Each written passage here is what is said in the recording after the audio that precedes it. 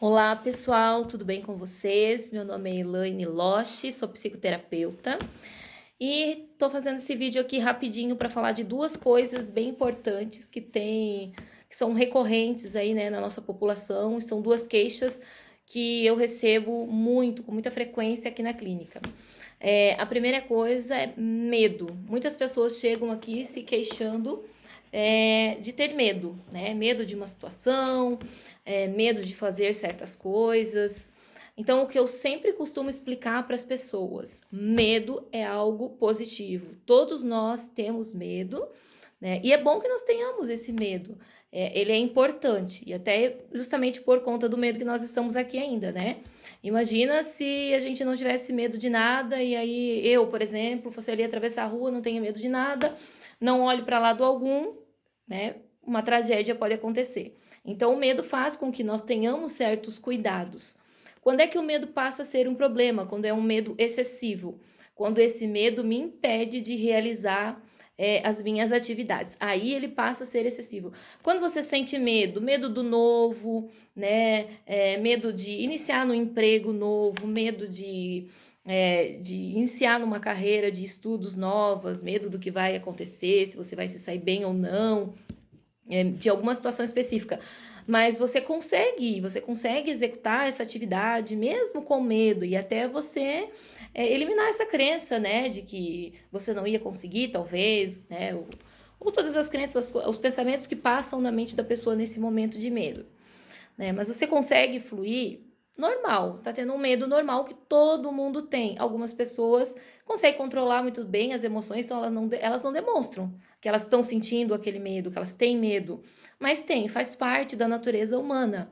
Agora, se você sente um medo e esse medo te impede de praticar as coisas, de ter novas experiências, de ir em busca de uma nova experiência, de um novo emprego, de estudar coisas novas, de sair de casa, né? Tem pessoas que desenvolvem, inclusive, o medo de sair de casa.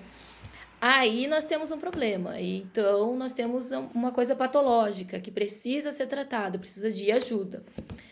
A segunda queixa que nós recebemos muito, que eu recebo com muita frequência aqui, é a questão da ansiedade. As pessoas chegam e dizem: "Ah, eu sou muito ansiosa", né?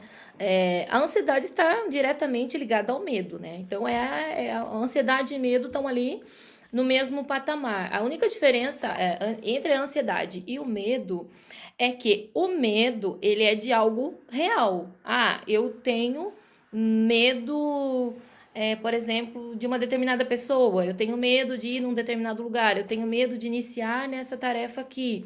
Então, ele é algo real, é algo que é um sentimento que surge por uma coisa real, que está acontecendo.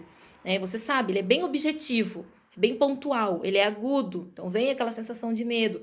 É necessário que ele seja enfrentado, né, para que você consiga fazer as suas tarefas do dia a dia.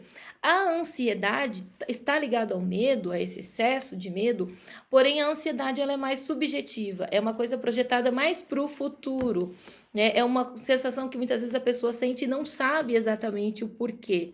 Então essa é a diferença, né? Uma é bem subjetivo, o outro é bem objetivo.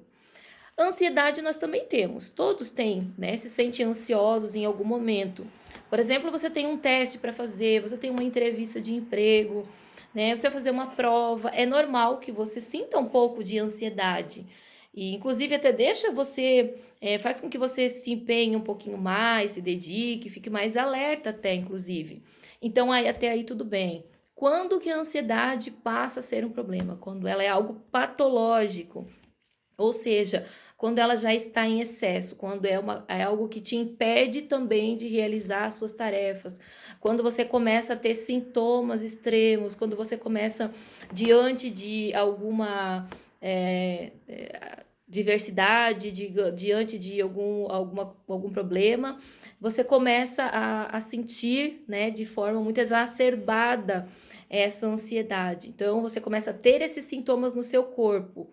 E como ela é subjetiva, muitas vezes você nem precisa estar passando por um momento, alguma coisa específica, é para ela aparecer. Ela aparece às vezes do nada devido aos pensamentos, devido a muitas vezes a pessoa projetar muitas coisas para o futuro, se preocupar muito com coisas relacionadas ao futuro e não se concentrar muito no presente.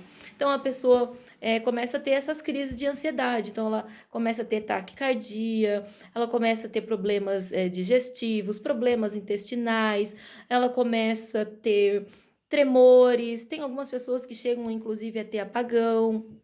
Então, nesse caso, a gente considera que é uma ansiedade patológica, está fora do normal e aí é necessário uma ajuda, buscar ajuda para que esse problema seja resolvido.